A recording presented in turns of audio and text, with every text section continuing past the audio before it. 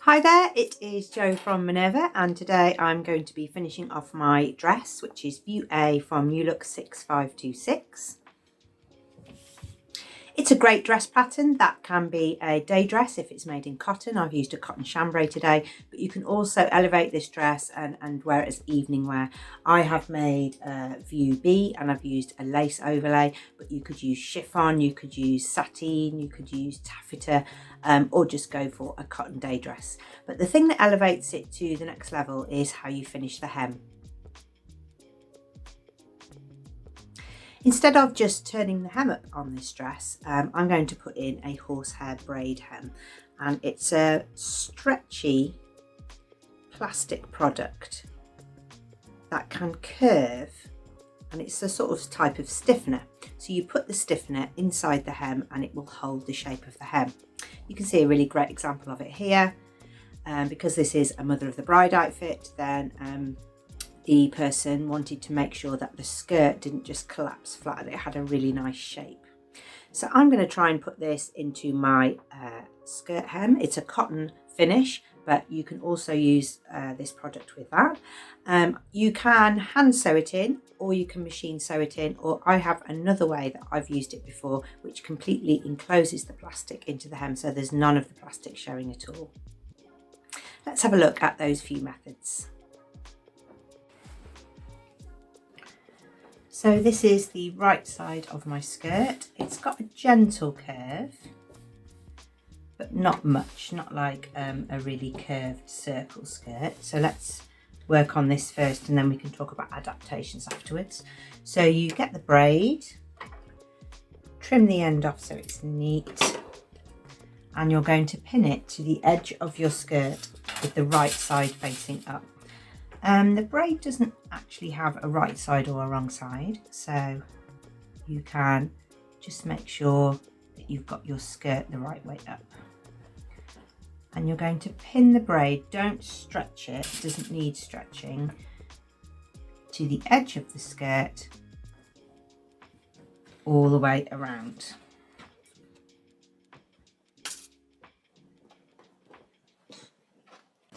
It can be a little bit scratchy, so on this end here I'm going to put a little piece of ribbon. So I've got a piece of ribbon and I'm going to sandwich that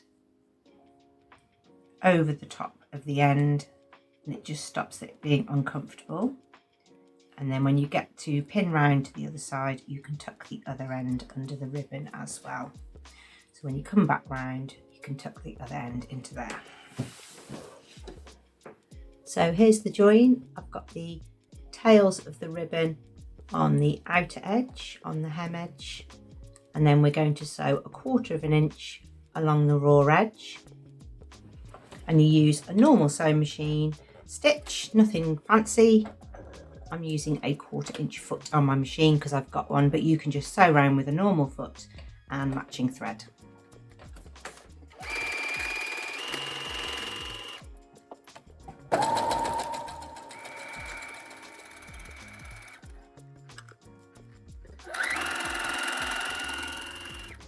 Once you've sewn all the way around, so you've got your 1/4 of an inch on the ribbon end, you can cut off the tails.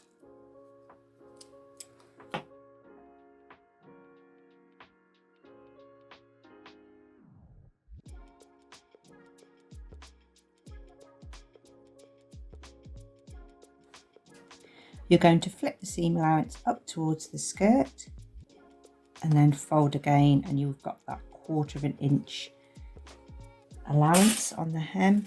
So if your hem has a larger seam allowance, then you might need to make sure you've trimmed some off, because this only uses 1/4 of an inch. And you can see it's really neat.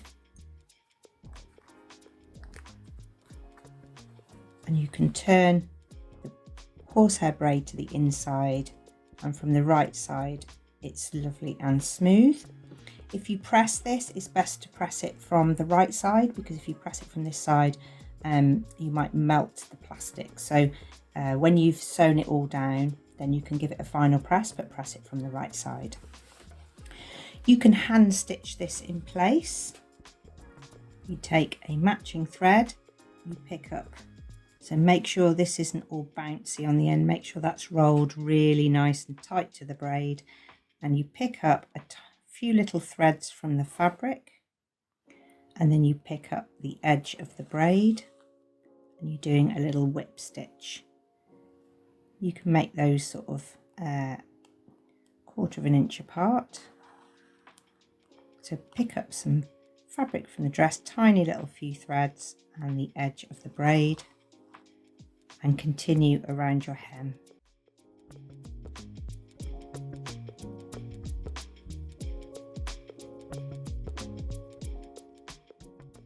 From the right side, you shouldn't see anything at all. You might see a few tiny little nicks.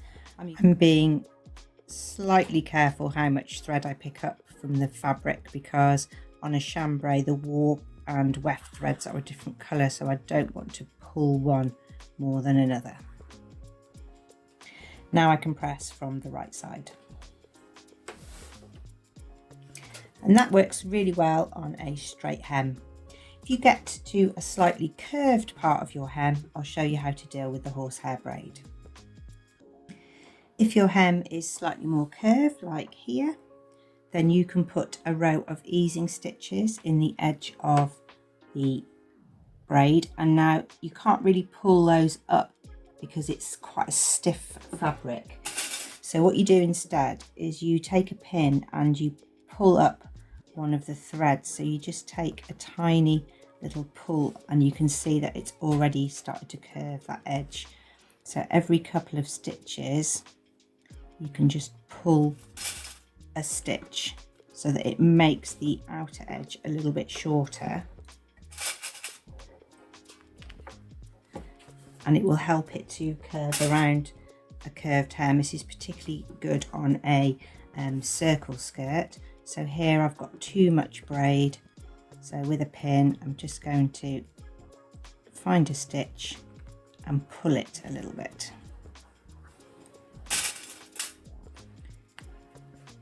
Which is just helping that stiffener to get around. I've got a little bit there as well.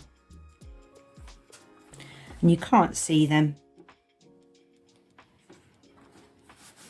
They're just tiny little loops then pulling up in the easing stitches. When you've sewn the hem down by hand, so you'd go back to your hand stitching and carry on hand stitching, and then you can pull out that easing thread. You can leave it there if you've just got a few tiny little loops. It's up to you how you want the finish of the inside to look. On the end, when you're hand sewing along here, you're going to catch the ribbon, and if you want to just sew along the ends, you can. That will just stop the ends of the scratchy webbing from popping out from behind the ribbon. So you can hand finish around here. If you don't want to hand sew around your skirt because you've got quite a casual skirt, and that's sort of the case for this, I could use this next technique. You can put this back under the sewing machine and take another pass of stitches just on the edge of your 1/4 inch that folded to the inside.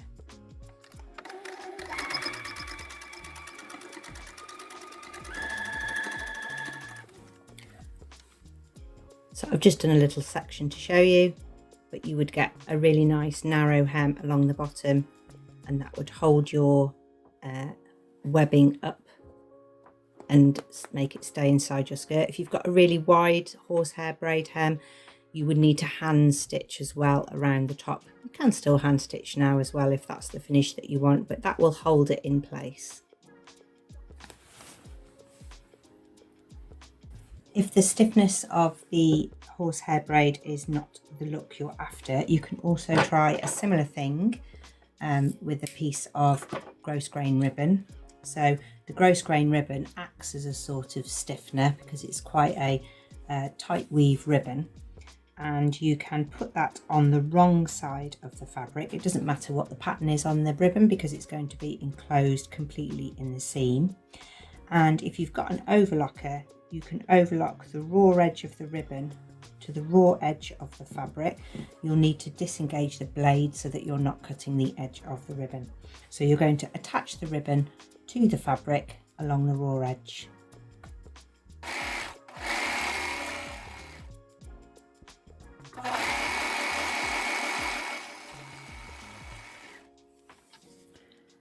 And then you can turn the hem for one turn, and you can either sew that under the machine so you'll get a top stitching line on the right side, or you can hand stitch again, just catching a thread from the fabric and a thread from the overlock stitch. So that's a similar principle, but you need to make sure that you put the ribbon on the wrong side of the fabric, whereas the horsehair braid was on the right side of the fabric.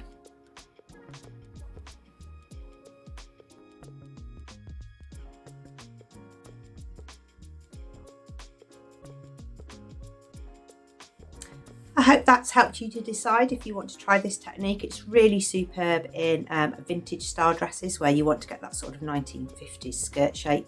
You can also use it in hems on sleeves, and you can also use it in some milliner's work when you want to stiffen brims and other parts of hats.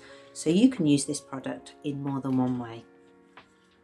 Horsehair braid hem can be used with a tulle fabric or a light fabric, something quite sheer, net as well if you want to have like an invisible hem on a net. So if you've got a net tulle skirt and you don't want to see two lots of the net folded back and get a dark rim around the bottom, you can use a piece of braid which will give it a real fullness, especially on a tulle that's slightly more delicate. I've got a bridal lace here and it's beaded on a tulle, but when I put the white braid behind, you get more of a sort of translucent hem rather than a solid colour, because you would saturate that peach colour. If you folded the peach colour over twice, you would get quite a thick peachy colour, but if you use the braid, you get more of a translucent finish. We would love to see what you have been making, so do make an account with us. It's free to do that. You can share your makes, take a photo of yourself, give a little description, show us what you've been up to, and we would love to support you and give you lots of love from our sewing community. Thank you very much for watching. Do call again for more tutorials soon.